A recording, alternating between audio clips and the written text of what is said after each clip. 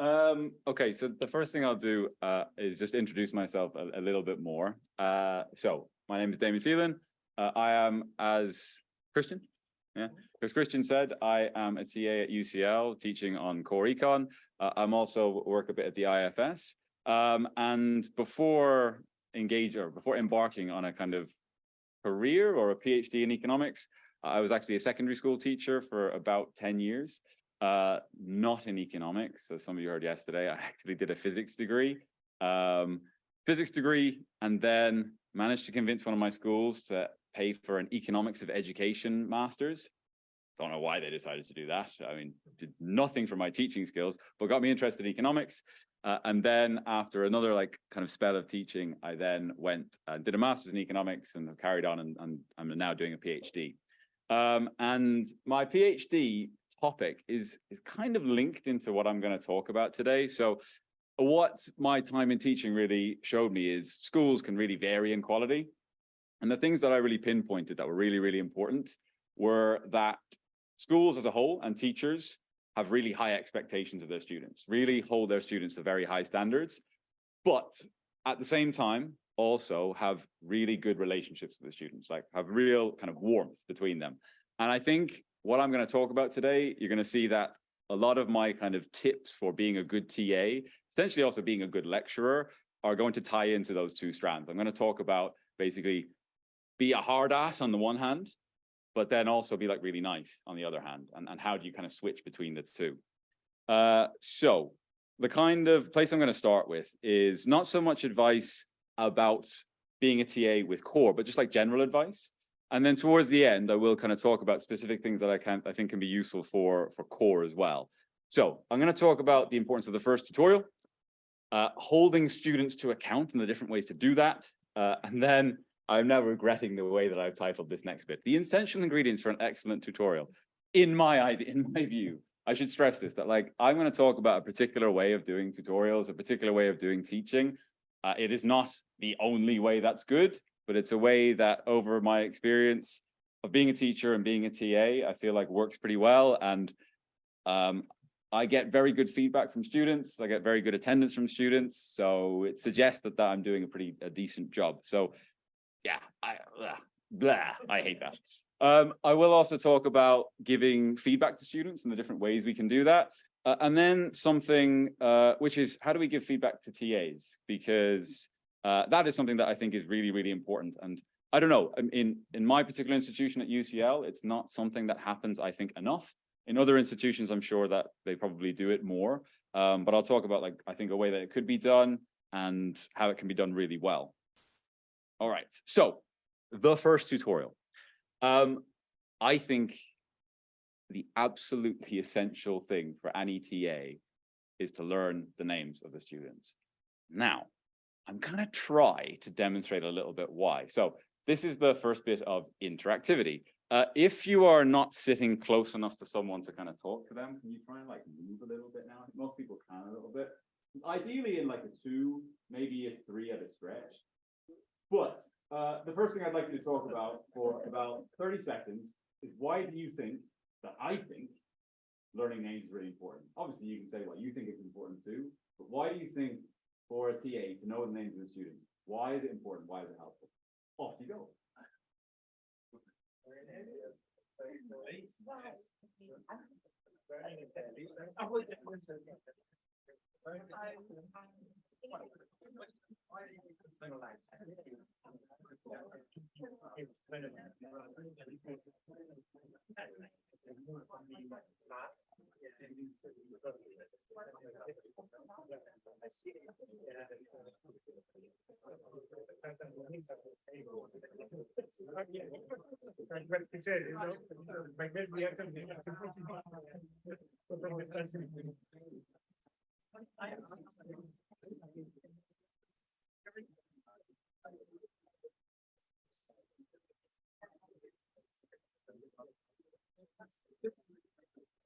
Okay, 3, 2, 1, and wrap it up there for me, please.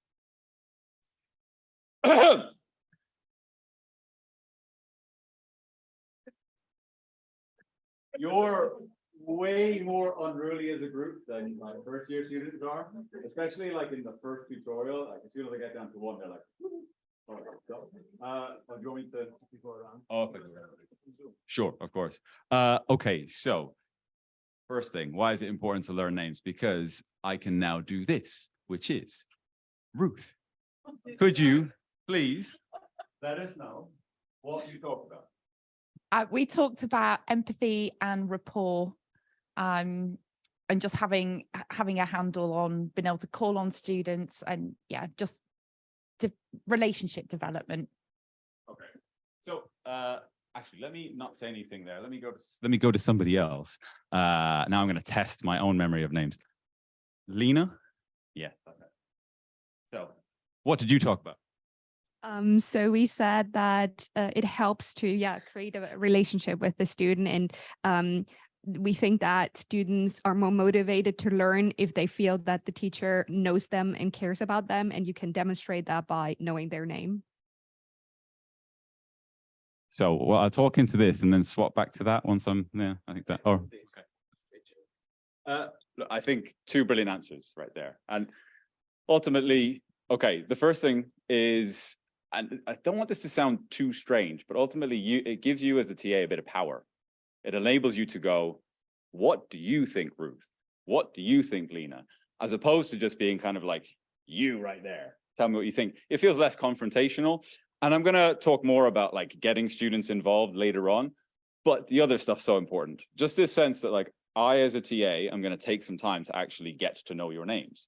Like I am actually going to show a bit of, like you said, empathy. Like I'm going to show you that I care enough to actually make the effort to learn your names, to use those names, and just start building a bit of a relationship with you. It's like, absolutely, go ahead. So that's where the power comes in as well, honestly. And I think when I get to the next two, I'll talk a little bit more about that. But yeah, just that ability to kind of go like, hey, no, that is not okay, is great as well. And the fact that you use the name to do that just gets their attention. They all sort of know like, okay, I can't kind of screw around on my phone because the guy at the front is going to basically like tell me off a little bit. So you got the two bits there, right? It's the sort of strictness, high expectations, but it's also the sense of like, I care enough to learn your names. Now, the next thing I think is really important and so important for the first tutorial is you have to demonstrate as a tutor that this space is yours a little bit, that you are the one who is setting the pace. You are the one who is asking them to do particular things. You are the one who is kind of guiding them through the learning. Now, this is one I hesitate about because like there's like lots of different ways to do this.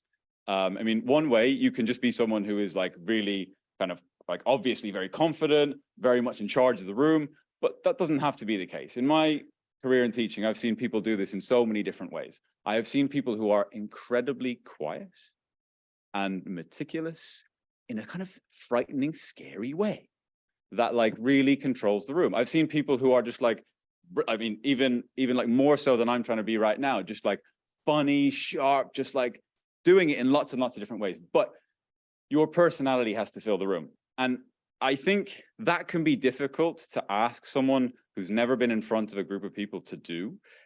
But I would often use myself, when I've talked to people about this before, I often use myself as an example. When I was sort of 15, 16, even up to the age of 18, I was like the most shy person ever. That's a bit of a stretch. But as in, I would like walk through the school corridors, like with my head down, avoiding eye contact with people because I was just so really, really, really nervous and really, really shy. And it was only a combination of like forcing myself to become a teacher and my wife actually being like, you can't do this in parties. You need to, make a bit of eye contact to be a bit better. And I was sort of like, I really love this person. I really want to, impress her and make her happy and not have her shout at me. And a combination of those two things kind of drove me to change a little bit. And I use that as an example because I would say the experience of changing your personality to the extent where you can actually confidently talk to a room of people is such a kind of rewarding thing. Like knowing that I used to be this incredibly shy person who really struggled in front of a crowd or even like one-on-one, to now being able to do this, like it fills me with a sense of pride. And if you can talk to your TAs about, you know, that's what it's going to feel like if you develop this, if you work on this. And you can even sell it to them as, look, if you want to be a successful academic in future, you're going to have to talk in front of rooms of people. You want to be engaging. You want them to pay attention to your research. You got to do this. Teaching is like teaching undergraduate students, postgraduate students. That's the like perfect environment to hone that skill. Third thing on this, setting expectations are the rules of the game. So, I mean, this kind of goes back to what Lena said about being able to like tell students off. So I will kind of like straight off the bat be like, okay, here's what's going to happen. You are going to turn up, not on time. You're going to turn up early. All right. On time is late. You're going to be here 2 or 3 minutes early. And if you beat me here, I will shake your hand. I will be here early as well. Then it's sort of like, and when you are like, you're going to come here, you are going to be prepared, right? The work is going to be done. Okay. You're going to be prepared for this tutorial. And third thing, you are going to interact. You're not going to sit there like a passenger. You are going to have to get involved. You're going to have to actually use your brain, because that's otherwise, what's the point? So I kind of set this out as like, this is what's going to happen every single tutorial. Now, if you're a student sitting there, I'm imagining they're thinking like, okay, right, well, fair enough, but like, this all sounds a bit kind of harsh. And that is when I kind of come in with, well, why? And this is where I kind of try and bring in the warm side of things. So after having set up all these like really high standards, I then kind of say to students, look, I'm going to ask for a lot from you, and I'm going to try and deliver a lot myself, but why? Now, when I was a school teacher, I kind of honed over a couple of years a story that I tell at this point. And I'm going to tell you this story, because I kind of realized this is actually like, this was a very, very powerful tool for within the first 15 minutes of meeting a group of students, of convincing them that I cared about them incredibly deeply. So this is the story, all right? So I kind of, this was pitched at sort of students who were like 15. They were kind of in the first year of their 2-year GCSE. And I would talk to them about their results day, that day when they're going to kind of open that envelope and they're going to see what they get. And I would say to them, look, I've been in your shoes. And when I was 18 years old, my parents drove me to my school, morning of results day. You know, it's a massive, massive day where like my future was going to be determined. Like, did I get these results that I wanted to get to go to this university that I was desperate to go to? And my parents dropped me off. I went into the principal's office. He handed me the envelope. I've opened it slowly. As I was opening it, he said, "You got nothing to worry about." And I kind of lifted it up, and like, I was amazed at how I'd done. This is not the end of the story though. So I then go outside. I kind of hand this letter with all my results to my mum. My mum starts like bouncing around because she's so happy. And she starts going over to my friends and their parents and being like, look at what my son did. And that's not the best part. That was really nice, but that was not the best part. The best part was I then went out to the car park where my dad was waiting by the car. And I handed him this letter with the results. And he looked at it. And after 5 seconds, tears started streaming down his face. It was the only time in my life I'd ever seen my father cry. Only time. And then what I say to students is, that's what I want for you. That right there is a moment I will never, ever forget. And that's what I want for you. And with my like GCSE students, I could actually see sometimes when I told this story, some of what I saw on your faces, like smiles and like just a sense of like, right, I have been emotionally vulnerable. I've opened up to you with this story that is so personal to me. And then I've told you, that's what I'm going to do for you.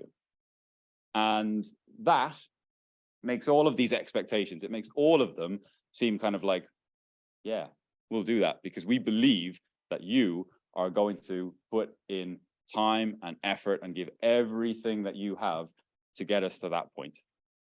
So like that combination of early on being like, yes, I'm going to push you, but because I want this magic moment for you is great. Now, I need to hone this story a little bit for my undergraduates because I would love to tell them a similar thing about when I got my kind of undergraduate, like my kind of my undergraduate degree, and I found out what classification I got.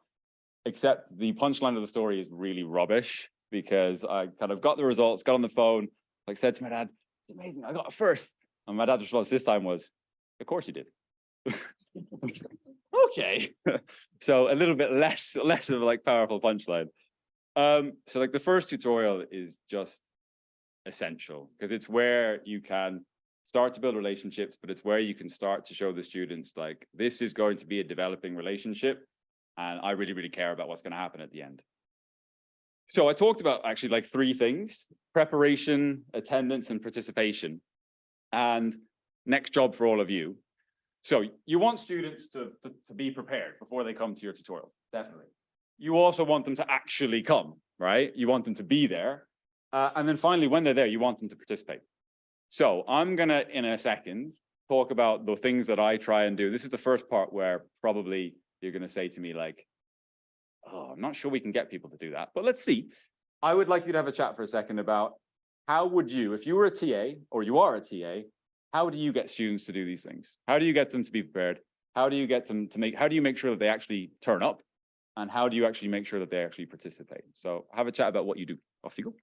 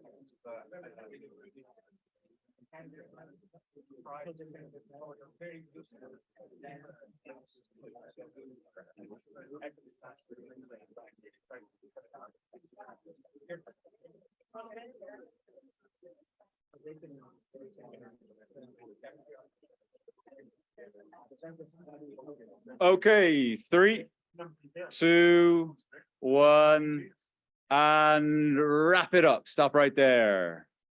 Don't let me give you a death stare. Lean. Okay, good.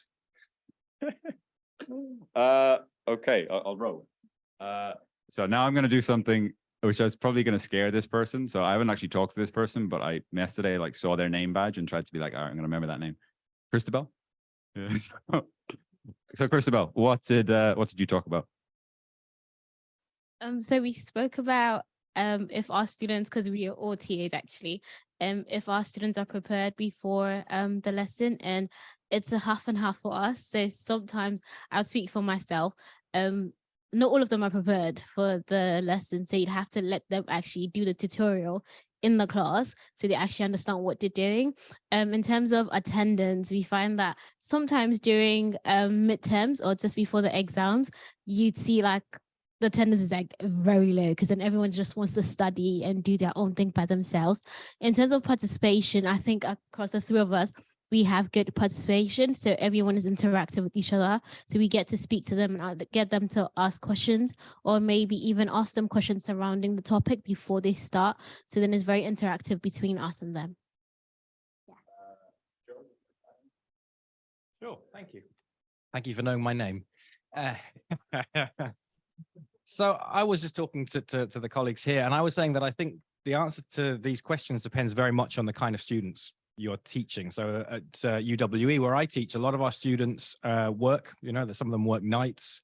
A lot of them have caring responsibilities. They have problems with accommodation, not least because the university promises all the first years that they'll get accommodation, knowing full well that it won't. I don't know if this is being recorded. So we have students who are living in Newport, Cardiff, you know, you name it. So things like attendance and to an extent even participation, because some of them haven't slept, are not fully under their control. And so I think the kind of strategy that you have to adopt is very different if you have, you know, students who are living 5 minutes away on campus and don't have anything else to do today, and it's their choice whether they get out of bed and come to a lecture or not, versus a student who is, you know, caring responsibilities, a job, and is trying to squeeze in an education alongside those kind of things. I'd love to know your view on where that comes into the calculation. Yeah. Well, so I suppose I'm actually really glad that I kind of just randomly passed the mic, because that's a really interesting kind of set of challenges to work on. And all right, so I'll talk about some of the strategies that I use, and what would be good is actually I wonder what your response will be to some of them. So when it comes to preparation, what I insist on is that all of the students send me the work beforehand. All right, I'll be lenient in terms of like the time scale. Like I'll even say, as long as I've got it sort of 3 hours before, even sometimes 2 hours before the tutorial, that's fine. And partly because the expectation is not necessarily that I'm actually going to mark the work that they've done. I mean, sometimes, well, a lot of the time we do, but for like the kind of weekly problems that we're setting students, we don't necessarily mark it. But what I say to them is, okay, one, you got to send it to me beforehand. And the reason I want that is is because I want to make sure that you've actually done the work beforehand, right? Because if you haven't, this tutorial is not going to be that great for you. It's just really not going to actually contribute that much. But also, I want to see what is it that I should really focus on. So like giving them a reason to be like, I need you to hand this in so that I'm just not talking to people about stuff that they're like, really, we've got it all already. So I can really focus on the material that actually they all struggled with. And I'm not gonna pretend that like this is absolutely perfect, right? Every single week out of my 20 students, I will get sort of 2 or 3 who will kind of push it. And then what do? If it's gone past the deadline, shoot them a little email being like, oh, haven't received your tutorial submission yet. Do you think you'll be able to get it done before this tutorial? Nothing like confrontational, but just sort of checking in. And for the most part, that seems to like jog the ones who are basically had forgotten to do it, and they'll do it and they'll get it to me before the tutorial. Or in some cases, you know, I get a blank. And then I'll talk about kind of what do I do in those circumstances in a second, because that's similar to attendance. But what I will do in circumstances where I have a student who starts to regularly not produce the work is I will ask them to come to an office hour, and I'll just say, look, if you carry on not doing this, I'm not going to let you come to the tutorials. I'm going to take that privilege away from you. And in a lot of cases, in fact, most cases, that works. However, I've got to stress, and I don't know how to say this without kind of like, I don't know, sounding quite arrogant, but coming to my tutorials seems to be like a big draw. And so me threatening to take it away is bad. Like it really kind of makes them like, okay, I will get it done. And it seems to work.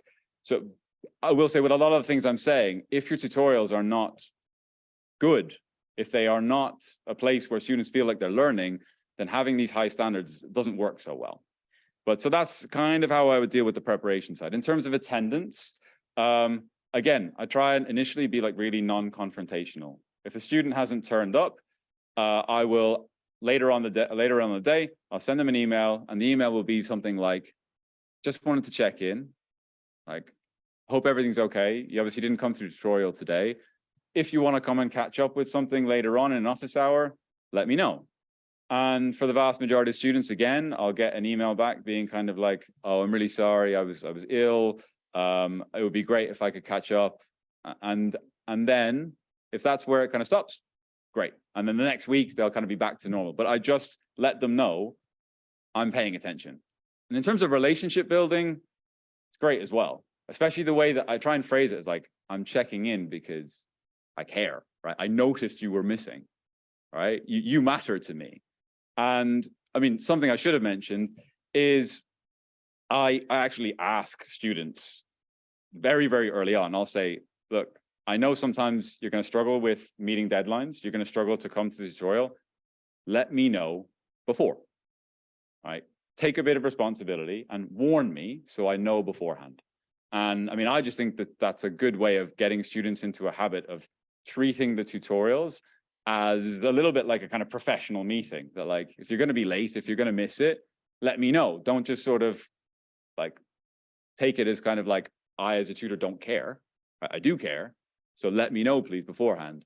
And it's been really nice to see actually students then get into a habit, like over the weekend, they'll sort of like, look, I've got this like, you know, driving lesson. I mean, the driving lesson would be like, no, you're coming to tutorial.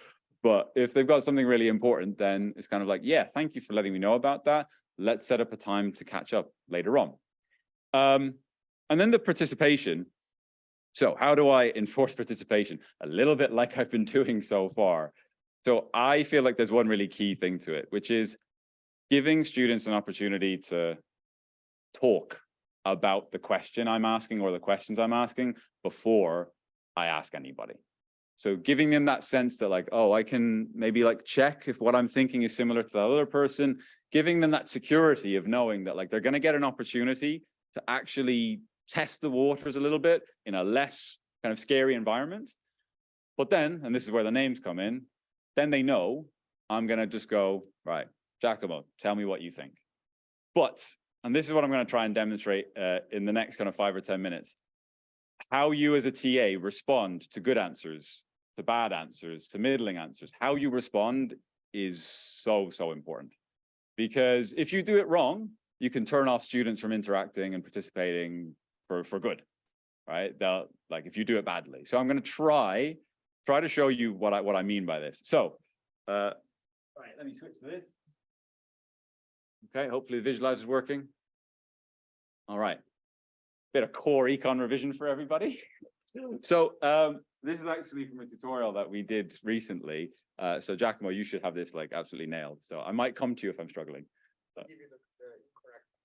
So actually, I was going to talk about that. I was going to suggest this actually. So I would think thoroughly about the most incorrect one. Great. Now this is great. So, okay. So what I'm going to do is sort of like set the scene for this diagram. So this is from Unit 17, and it's Unit 17 essentially goes through economic history of like 100 years. So what I'm going to do is say, right, here we are. We're at the end of the Second World War. We've entered this golden age of capitalism. And we're going to try and use our WSPS model to kind of think about what happened during this golden age of capitalism. So what I'm going to ask you all to do now is draw on your knowledge of economic history, think about what was going on, think about the relationships between workers and firms, and then tell me a story of how this diagram is going to change and where's our new equilibrium going to be.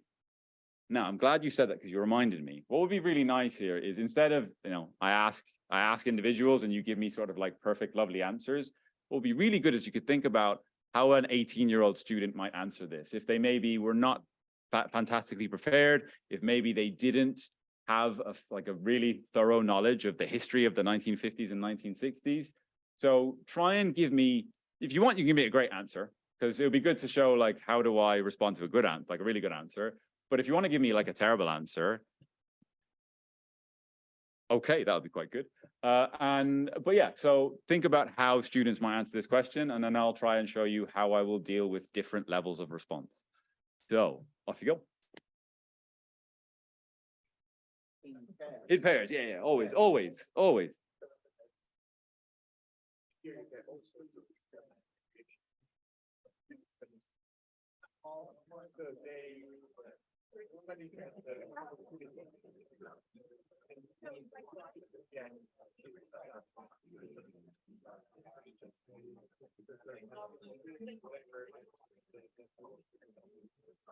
And the other one from the north south, and waiting for going out.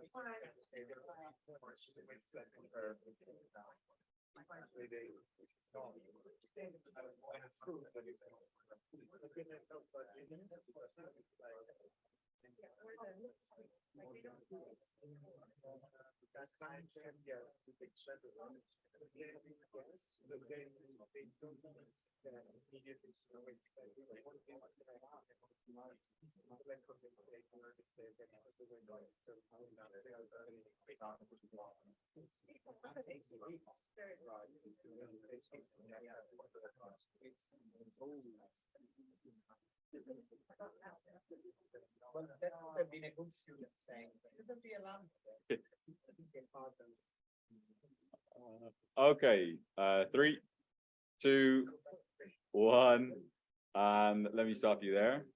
Thank you. So this will be the interesting part. Come on over there. Umberto, I know you're enthusiastic, but that's all right. Calm it down. So this will be the interesting part, where I'll do my best in real time to kind of deal with some of these answers, good or bad. I might save Giacomo until the end to see how I deal with the bad one. Let me see. Paul, can we pass the mic back to Paul? So tell me just something about the story of the 50s and 60s and how it relates to this diagram. So in the 50s and 60s, you had the golden age of capitalism.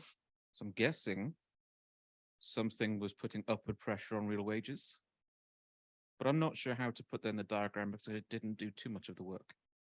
Okay, all right. So already a little bit of a challenge for me. So you said something putting upward pressure on real wages. What made you think that that was the case? Like, where did that thought come from? From businesses competing with each other to get productive workers. Interesting.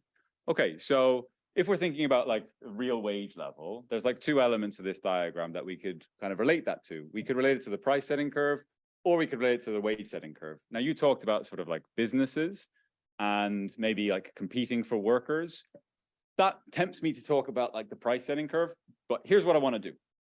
I want to write something down, which is, we know that the price setting curve, we talked about this a few weeks ago, and I know you know this book. We said that the price setting curve tells us what the level of the real wage is. And we showed in term 1 that that's related to this equation, right? And this equation tells us that the real wage is determined by productivity and this markup. Now, here's what I'm going to do, Paul. You talked about the kind of competition, but what I'm going to do is go, okay, we're going to assume that the competition in the product market has been unchanged, right? And you're telling me that real wages are going to go up, okay? So looking at this equation, what's the only way that real wages could be pushed up if I'm assuming that that is staying constant, the markup is constant? Through lambda. Okay, exactly. Now, if lambda is going to go up, what does that mean? What is lambda? I forgot. Oh, okay. Are you asking us to do a dynamic exercise showing changes through time? Because that's what it sounds like you're asking, whereas this static diagram, I'm not sure what you're saying. I was also asking this decades or not. Years or decades.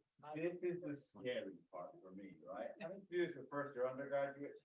Yeah, it's Like top year level. So, okay, so here's what I'm going to do. We pass the mic back. Okay. Now your question, you forgot what lambda was. Okay. You had a question as well. So lambda.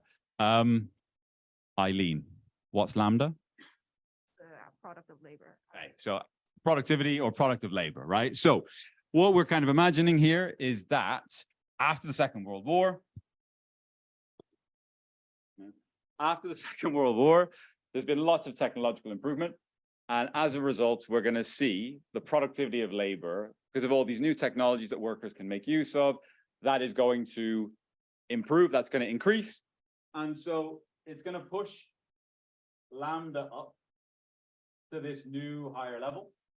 And as a result, because we know the real wage is determined by lambda, that, oh yeah, don't forget this little dash, new lambda prime, that's going to push our real wage level up as well to what I'll call PS prime. So are these not in the 50s now? Are these after the 50s? This is sort of progress over time. We're imagining, so we started like in the 50s, and then as we move into like the 60s, this is what's happening over time. Lovely contribution, Joe. I like the kind of inquisitive questioning that I'm getting from you. But do remember to raise your hand in future. Okay, so we've actually talked about one element of this, which is the price setting curve shifting upwards. So what I'd like to do next is think about the wage setting curve. The wage setting curve is all about kind of workers' demands, right? Like what wage will workers ask for in order to take jobs and put in effort? So, Giacomo, if we can come to you, what do you think is going to happen to the wage setting curve what happened to the wage setting curve in the 50s and 60s? Well, you just said that the real wage is going up. So I suppose that the wage setting curve is going up because that reflects the real wage that the workers receive. Okay, so if you think about how I kind of phrase things, the real wage from the wage setting curve is not about what workers receive. It's what they are demanding in order to take a job and put in effort. So if we're thinking that the real wage that they're demanding has going up, can you think of reasons? What might have happened in terms of the relationship between workers and firms that might have meant that workers are demanding a greater real wage? So I would expect the best response curve to go left and the wage setting curve to go upwards. Okay, so what I love about that, what I honestly love, is you've referred back to an older model, the best response function and ISO cost lines for effort, which is where ultimately the wage setting curve comes from. That is a lovely, lovely connection to have made. Now what I got to do is go, well, why is the best response function moving? What made you say it's going to move to the left? I don't remember when the best response function actually, I didn't understand when the best response function moves. Does it move? Because my idea is that it moves to the left. Yes. But does it stretch and it stays the same on the horizontal axis, or it moves to the left on the horizontal axis as well? You are purposely making my life so difficult, aren't you? But this is generally what they would ask you, so. Well, no, I won't say that. Okay, right. I'm going to try and do one more thing. Well, no, stick with the mic. Stick with the mics. We're going to keep on working together here. So, okay, best response function tells us how do workers like wage demands and how do they kind of change in response to the circumstances that they're facing. So from a worker's point of view, in the 50s and 60s, there's more unionization, right? The government has committed to in the US has committed to full employment. So simple question. Do you think that means workers are in a stronger position? Yes. Good. All right, nice starting point. So as a result of them being in a stronger position, they are now going to actually demand a higher real wage level, right? Okay, so what we've got here is also our wage setting curve. Oh. Shifting upwards. And overall, a higher No, level of wait, employment. I'm confused now. Go on. Yes, why did you put the intersection there? Oh, because I made a mistake. Oh, Because I'm really under pressure right now. Oh, should be here. And what I should have said instead of I made a mistake was, great spot. That's fantastic. That is someone who's switched on, all right? And I need to do better myself. can I add here? I like to say, I don't know if it's good or not, but I like to say I made a mistake just because, you know, it makes me human. Like I'm not a god as much as I love to think about that. But this is actually brilliant because I'll come to you in 1 second, Joe. What's really brilliant is to not be afraid to say like, oh, I made a mistake. Oh, I don't know. And to not then kind of shrivel up and be like, oh my God, how did I do that? It's actually being able to say like, I don't know, I made a mistake with confidence. Be like, yeah, sorry about that. Happens to everybody. Let's fix it. And I'm really glad you spotted it. And like give the student kind of like real credit for having actually spotted it. Right, I'm gonna now, just so I don't get into any more trouble with this, I'm gonna end the sort of you pretending to be really difficult students bit. But Joe, did you have a question at this point? Okay, no, that's all right. I've actually got two questions. I'm a bit confused because you said that productivity is increased because of technology. Wait, no, we said we're ending the sort of session on the, questioning. Oh, I see. Oh, Yes, that's all right. Yeah. just because I'm not sure I can take this. This is the hardest tutorial I've ever done in my life. Okay, let me switch. I mean, if you want to ask me at the end or in an office hour, let's go for it. I have a quick comment on Yes, please. something I noticed when you asked Paul, Yeah. and he replied something vague. You came back to him saying, "What does it make you think that?" Yeah. I think that's very important because in my experience, there is no intervention from a student, even if it is a wrong statement, that you cannot turn around asking him to explain where he's coming from, to understand what is in his mind. Yeah. And absolutely, like that's absolutely essential. Let me talk more about that in a second. So back to essential ingredients, right? I mean, I tried to kind of demonstrate elements of this in that somewhat painful for me exercise, but okay, for every bit of this tutorial, the TA has to be prepared. Oh, let me actually, sorry, flick back to this for 1 second, because what do I mean by prepared? To try and avoid getting myself into situations like I just did, I always have this pretty much every single time for myself, right? I have the sort of story, the flow diagram, the thing that I want to get across written down on the page, invisible to the students most of the time, so that, you know, I can remember the details, because like with core, there often are, especially with like this unit, there are lots of details, there's lots of things I want to remember. So like that is a really, really important thing to be prepared, but also have a fallback in case, you know, you forget a detail. So like I will always have these notes for myself that are there. Then something else that I tried to do there is the resources that we use as TAs. In my mind, they should never, ever kind of show the final picture. They should never show the final story. Like I started with just, here is a PS curve and a WS curve. Here is the situation, go, right? I want you to now think about it, to talk about it. And then we're together, we're going to try and construct where we end up with. Right? I'm going to try and get you to take me on the journey through the diagram. Because if we are doing that together, that is so much more powerful than me just standing there and kind of like going through the whole thing myself. Like I'm making all of you think. And the fact that all of you have to be on your toes, because I could suddenly go, oh, Umberto, what do you think? Oh, Ramin, what do you think? All right. It keeps them all on their toes. It keeps them all having to actually be ready to answer. And the fact that I'm asking them all to discuss it means they're all having to do the thinking as well, which is why it's very powerful to do that. Discuss it in a pair. And one thing I couldn't quite do there was, and what I would normally do in a tutorial is I would start like creeping around the room and like eavesdropping on conversations. And if I heard something like, oh, that's nice, I would then be like, all right, I'm going to come back to that student. Or if I heard a kind of common misunderstanding, I would be like, I'm going to ask that student. But what I would never do, and this is coming back to what you were saying, what I'd never ever do is sort of like ask that student who had the misunderstanding to kind of give an answer and then like, you know, make them feel bad. I'd never be like, no, that's wrong. My phrasing would be something like, look, I disagree with that. And here's why I disagree with it. You know, think about what I've just said. And now can you give me a better answer? Can you give me an improved answer? Always giving every student an opportunity to try and like demonstrate that they can like pick things up in the session, that they can actually give a kind of like improved answer. Then this third bullet point, I think this is, to me, a really, really like important part about core, that almost everything that we're teaching has three elements to it. There's diagrams.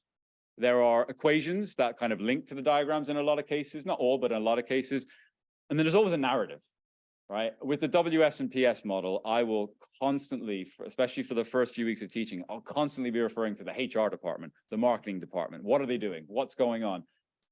Like getting them to kind of embed this narrative of how all this happens into their minds and like never letting up. Like if a student gives me an explanation that's missing a step, I will kind of go like, right, who knows what they missed, right? Giving then like the really sharp students, the really like kind of students who are really switched on, giving them an opportunity to actually like demonstrate that they were kind of going along with the logic as well. And something I absolutely love, and I like say this to students, is when I ask them to have like a conversation between the two of them, and I'm sort of like walking around, if I start to hear them talk like I talk, and explain things like I explain things, I'm like, yes, that's exactly it. Like I've got loads of mini-me's. Again, somewhat a little bit arrogant, I suppose, but you can kind of see that like, oh, Damian thinks that I'm explaining things at the same level as him. That gives them like a real sense of like, oh, I've really got it. I really nailed it. And then the last bullet point, I think I've covered a lot.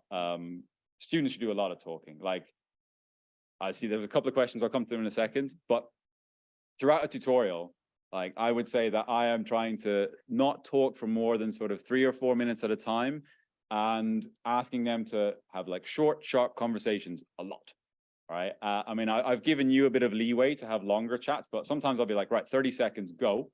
Like really try and build a sense of urgency into like, you need to get to the heart of this really quickly. And then like 3, 2, 1, bang, really keeping like the pace going. In some instances, if I think a longer conversation, 2 or 3 minutes, but like I would never have more than sort of, more than 3 minutes kind of with a group conversation. As soon as I start to hear the conversations die out, I know, okay, that's it. We need to like wrap it up. Giacomo, you had a question? Yes, I mean, it was just an addition to what You said that you shouldn't present final answers, you should present questions. And just wanted to point out the fact that you use the visualizer, and we made this whole fuss of having the visualizer there really helps in that point, because we, at least you and I'm sure we don't use slides in tutorials. We're discouraged from using slides, and the fact that Damian drew the diagram as he was explaining, that really helps to convey this idea that we're answering a question. You're not presented with a slide that is there, you just click through and that's the final answer that you take a picture of, but you build the whole thing together, which is extremely useful. Yeah. That was Anchor? Okay, that's me sort of reading sideways a little bit, but yeah, go for it. Yeah.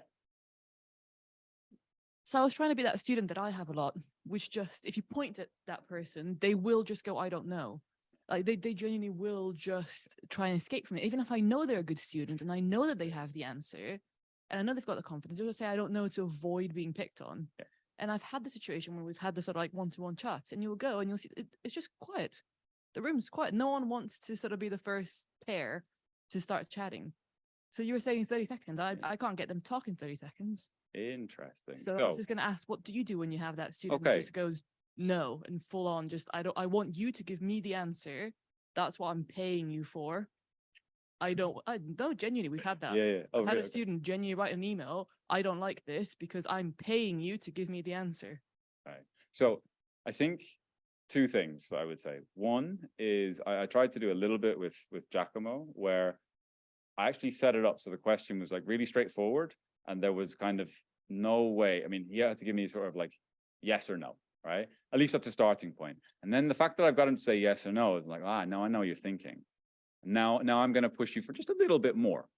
So like that's how I would try and start off. If a student tries to like completely disengage and say, I don't know, I will then be like, I won't say it explicitly, but I'll then start to give a bit of the explanation myself, and then kind of pause and be like, so what do you think would happen next?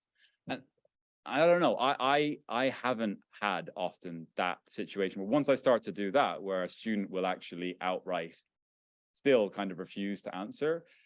If it happened, what I would do is try and like almost like discreetly move away from them, not draw attention to it, and then have a conversation with them later on about it. And I guess it's then that combination of, on the one hand, I'm going to be quite tough. I'm like, look, it's not acceptable for you not to contribute. That's not okay. And if you continue not to do it, then I'm sorry, but I'm not going to let you come to the tutorials. That's the tough side. But I would also say, but look, I want to understand a bit more why you're so reluctant to. And I would take the time to try and kind of get out of them. Why are they so reluctant to actually contribute? And the reason why I do it is, in my mind, that's not something that's going to be good for that student in their future life. And I would talk to them about that. I'd be kind of like, look, we need to get over this. And I'd try and use examples about, like I did earlier, about myself and how much better I feel by actually kind of getting over that fear. And I know that sounds like a huge investment, and partly because it is, that's a lot of time you're committing, but you got to, and you know, if you were a fellow TA who'd asked me this question, I'd finish with this. I'd say, look, that conversation, if you do it right, you could genuinely change that person's view on life. You could genuinely change who they're going to be. So, I mean, and that's amazing. So like, take the time, like do it. I've got lots of questions. Let me try and like finish up a little bit. And, oh, you're insistent. Okay.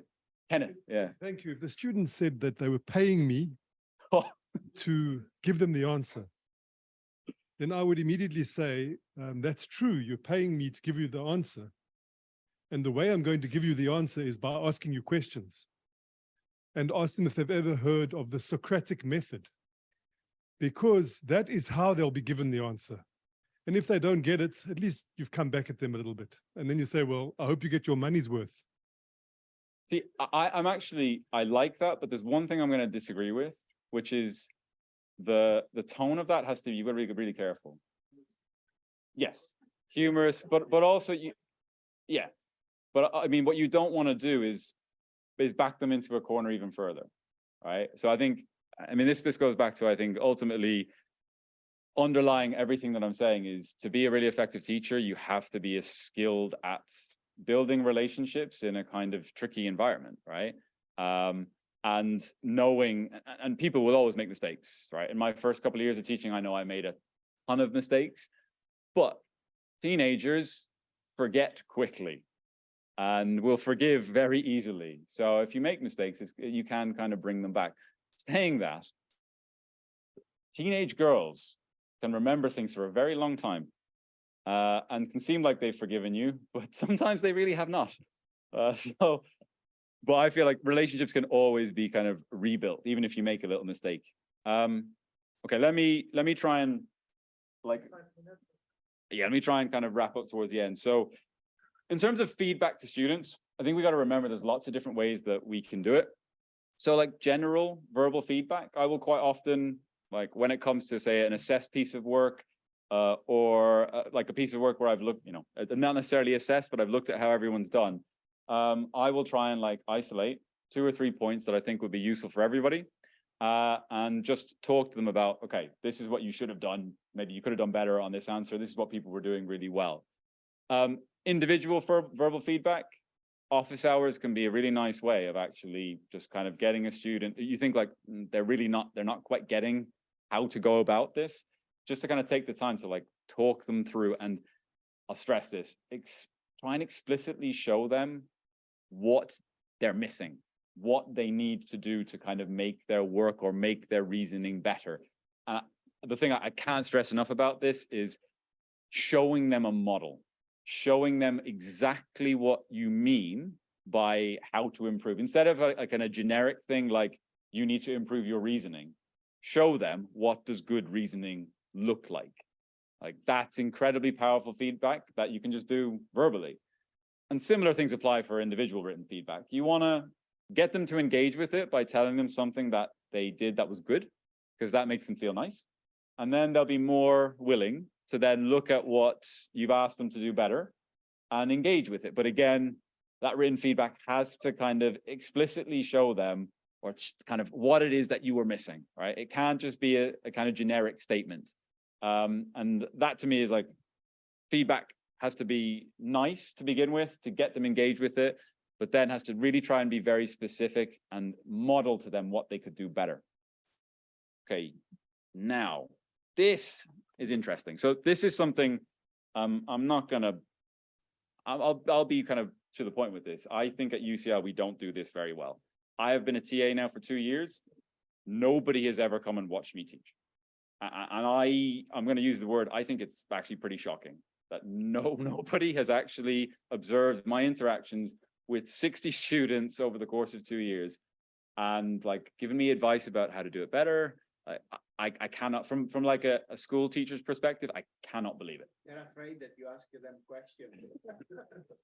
So in my mind, how I imagine that this should work is that, you know, the lecturer on the course early on should be maybe coming and seeing what I'm doing in a very non-judgmental way, just like kind of getting a sense of like, oh, is this TA, like, are they doing the sessions well?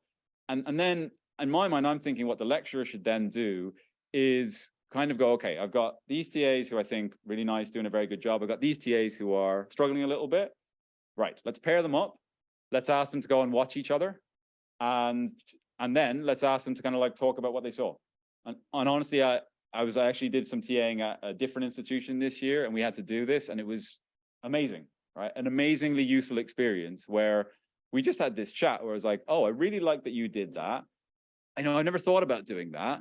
And particularly for someone who's early on, like it's their first time being a TA, to go and see someone who's more experienced, who's done it, like for them to just be able to see like, oh, wow, okay, like I can actually maybe try and do this. I can try and bring this into my teaching. I just think that would make a massive difference. Whereas actually, and again, this is probably different in different institutions, but at UCL, I feel like we put our TAs to begin with in this really difficult position where it's just like, go on, go and teach. And that's not fair. It's not fair. And it really could be much more powerful if we did what I've suggested as a sort of more non-judgmental, supportive way of helping TAs get better. Okay, let me try and in the last few minutes. Oh, yeah, let's have one more chat actually, if you can. I mean, yeah, we might go over a little bit, but specifically about preparing to teach like the economy. So two questions that I'd like you to just kind of chat about. So some of you have had this experience where, you know, you've switched over to teaching the economy. Some of you have been doing it for a while. What would be really nice is that you could think about, and this is great from the sort of lecturer perspective, but maybe also from TA's perspective, what are the challenges specific to the economy for a new TA? And what do you think you can do to help them? And I would stress, you want to help them because lecturing is a helpful thing for students, but in my mind, a lot of the real learning and the real test of the understanding happens in those tutorials, happens in the seminars. So you want your TAs really doing a good job. So what do you think is difficult for a new TA with the economy, and what do you think we can do to actually help them? Have a chat for about a minute. Off you go.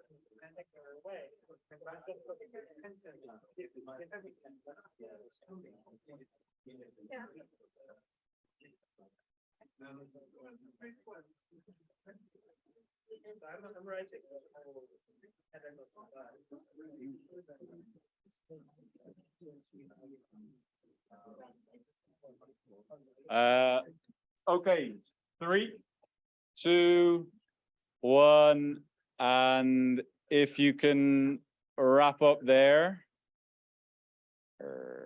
Getting better, that's excellent. Peter, thank you. Okay, so I'm gonna do something now which I always have great fun with. So like I've been doing some of the like lectures this year, and I actually really try as best I can to actually try and learn the names of like students in the lectures. So what I quite often do is I'll like ask a question like that, and then I'll go, okay, so Astrid, who I met last night, I'm not gonna ask you. Next to you, what's your name? Sieva. One more time. Sieva. So what did you and Astrid talk about? Well, we talked about them, and very specific point is that new TAs for the economy, the key challenge for them is to read thoroughly 3,000 pages textbook, because without that, it would be extremely challenging to do the job well. So happy you said that. So Yeah, happy. and the other thing is the economy is used for the principles course of the first year economics. But I mean, the content in the textbook might be a bit closer to intermediate level, especially when we speak about labor market model. That's why the challenge is how to present the model from the textbook, which is intermediate in its sense, in a very, very simple way for principal students. So that's the key part, because in my view, the content of the economy, I mean, is a bit challenging for students in the first year in many units. So that's the point. And for TAs, that's the key problem also. So many examples, yeah, many work with data, but modeling like wage setting, price setting, or I mean, even simple intro to Phillips curve, something like that. I mean, it requires a lot of effort into presenting the material in a nice way for the first year students. I'm just going to say, when we get late to lunch, please remember that it was Chevrolet's answer there that kind of was a little bit longer. It was, I mean, I will say, brilliant. I always love it when people sort of give an answer that anticipates what I'm going to talk about, because it makes me look so good. It makes me look like I'm predicting things. But Ramin, please. Get rid of the problem set mindset. Can you elaborate? What do you mean? So it's just, typical TA, PhD student, give me your problem sets, give me your answers. My job is there and, go through the problem sets, right? So it's very narrowly conceived, because this is where our profession is. So trying to explain to them, look, this is about the method. This is the content. There is another side of the story, the method, right? You're there to build relationship. You have to think about what's the most innovative way that I can communicate this to students, right? And that is the most difficult job, right? So the reason I was doing this is because you've also anticipated something that I'm going to talk about in a second. Chris? So I think that follows on from Ramin. So I think there's a question whether we actually want to go through problem sets or have the student prepare everything. So what we would do is we would have a small question just to get us started, which is prepared, but then have something totally unseen and just do it in the class, right? And then learning is really happening, and I can be there and assist and guide the students while they are learning and constructing their knowledge, their understanding. And I think that's a really good use in the for the economy as well, because there's so many application questions. The other thing is that there are lots of subtleties in the economy, which I think we have to make the tutors aware of, so that not everything is said, right? And because the tutor has so much more pre-knowledge, we kind of have to say, it's actually modeled a little bit differently here to what you know. And I think being a bit more explicit about these things, which are different, will help the tutors as well to deliver and to facilitate a question session in a good way. So I'm writing quite long pedagogical guides to kind of say that's the learning outcome.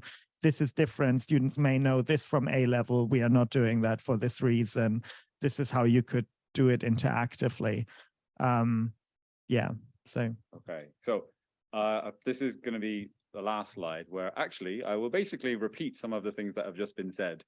So in terms of my advice, and this, I'm not sure this will work. I mean, I'm thinking about the way that you at Bath are kind of having micro and macro running simultaneously. My first advice would be make TA's life easy by starting with things that are don't have these subtleties, that are much more recognizable.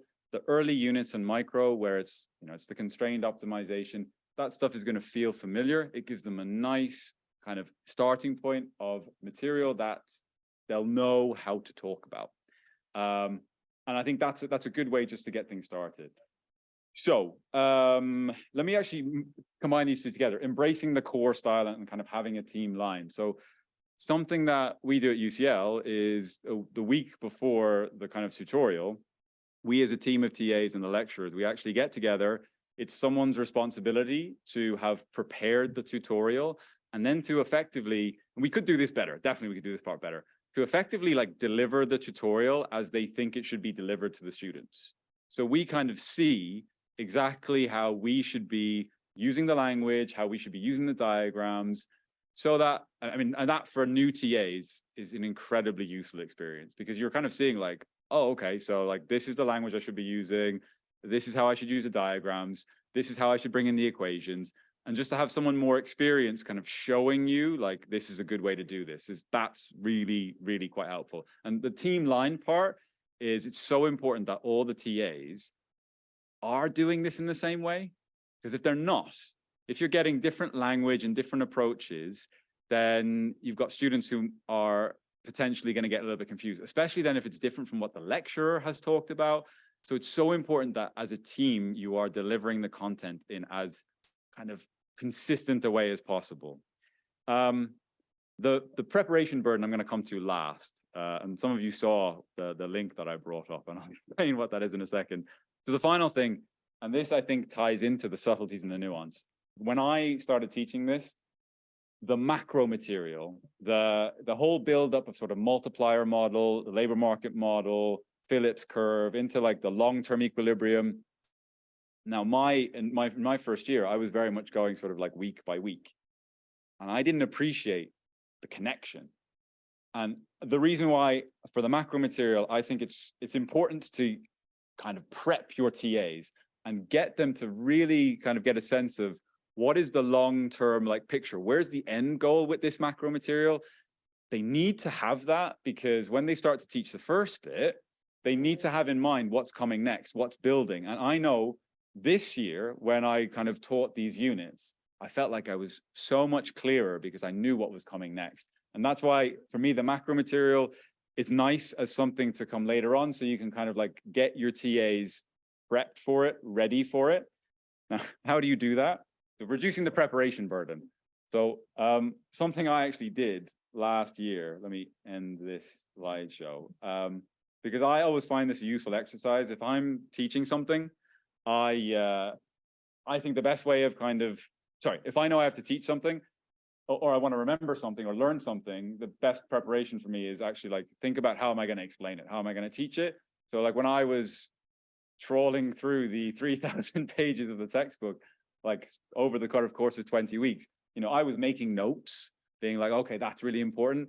And I kind of realized, well, you know what, let me kind of turn some of these into like a video, because that might be quite helpful for the students to kind of get their head around things. So over the course of the year, I'd kind of like periodically produce a sort of summary video, which in about, depends on the length, 45 minutes to an hour, I essentially just like talk through the key elements of the units. And we have provided these to students at the end of the week, after they've had to do all the material and preparation, and useful for revision. But the reason I mention this now is because we had a new TA on the course this year, and he came to me a few weeks in and he was like, I've just been watching your summary videos instead of like reading the textbook, and it's really helpful, like really cuts down the time. Because he was like, at the begin with, I was spending 7 hours a week trying to like do the reading and figure out what they've done. And he just went, well, then I kind of saw that you have these links in these summary videos, and I went and watched one of them, and he was like, yes, it really cuts down. And I can speak from my own experience this year. When I was coming to teaching the macro stuff, I went back and watched my own videos. And I remember sitting in the kitchen, my wife was sort of like, that voice sounds really familiar. Yeah, that's me kind of sped up like 1.5 times, so slightly higher pitch. And I was like, it's a really, again, me finishing with a bit of arrogance and a bit of a plug. These are on YouTube. I like put a link on the core resources. And actually, Kenneth, South African students apparently really liking these things. Got some like comments. Yeah, so that's good. But genuinely, I thought this can, for new TAs, this can be a really useful way of just cutting down that preparation time. I try and like summarize the key elements. And yeah, basically students have found them really helpful. Wendy, after like the first lecture in January, because they'd had a quiz kind of beforehand, she like asked all the students who used the summary videos, and she told me that like basically all of them put their hands up. And then this new TA said they're really, really useful as well. So in terms of reducing the preparation time, you can use that. And when Economy 2.0 comes out, I'll do some more. So yeah. Now I know we're like way over time, and I don't know if you want me to take some questions or thoughts or comments now or just stop, but Paul, yeah. It's a tradition, right? And these workshops to talk more and eat less. So continue. Well, if there's only one question, I better make it good, right? So I'll try and make it relatively short. First, I'll say sorry for starting off the bad student thing. I was deliberately being obtuse. I got that. So one of the things I'd say is that we do lots of similar. I've done lots of similar things at Stirling with exactly the same. So it's good that there's emerging themes, I think. Just observation. Have you thought about using digital whiteboards to create resources that you can share amongst both students and staff? That'd be one thing, because one of the things that perhaps was missing, but was just implicit rather than explicit, was the role of accessibility and inclusion in the key ingredients. And the final thing I'll say is that I think we can all go further with peer observation, because I don't think we observe each other enough, not just with TAs. So interested to get your thoughts on that as well. So the first element, I'm incredibly jealous of your green screen. But I don't know. I mean, maybe if and when I do the 2.0 ones, I'll certainly try and go a bit more high tech. I mean, this was me basically just going on Zoom and making recordings on Zoom, which is why sometimes the audio gets a bit choppy. So I'll try and potentially like do it a little bit better. And on the peer observation, I honestly I couldn't agree more. That I mean, I think it's important to do it well, to like set it up well, to make it as non-judgmental as possible, so it doesn't feel like this high stakes exercise, which is why it's nice to have someone on the same level as you kind of looking. But yeah, I'll use the word again. My experience as a teacher in terms of like observations versus what I've experienced at UCL, I am actually like genuinely shocked at how little focus there is on trying to improve teaching. Shocked. Yeah, we have to do it better because students deserve better. It shouldn't be the case that students at UCL sometimes will, I think particularly as they go to older year, like the second year, third year, even master's students, they'll figure out, okay, who's the best TA, and they all just go to that one, right? And that's not fair on that TA, and it's not fair on the others. We need to actually properly kind of invest in making sure that everyone who's teaching is teaching to a consistently like really high standard, because that should not be happening. So, yeah. Okay, so it's 1 o'clock. Good time to start lunch. I think we're back at 1:45, right? 1:45. Could you just thank Damian?